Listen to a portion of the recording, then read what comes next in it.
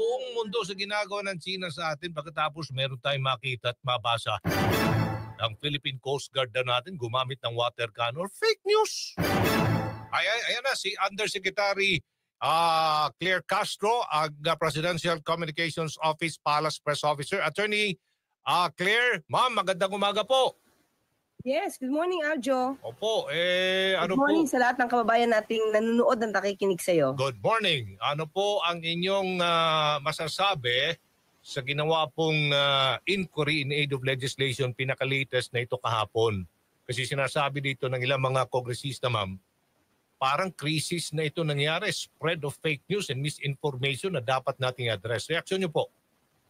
Yes, oo at sobra na talaga ang nangyayari sa bansa natin.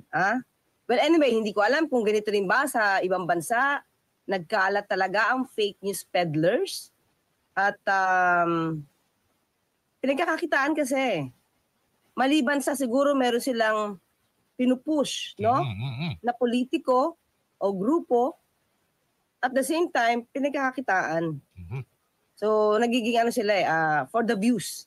Yun yung mahirap kasi. Okay lang naman kasi ang pag-vlog, ito let's say sa YouTube sa YouTube channel.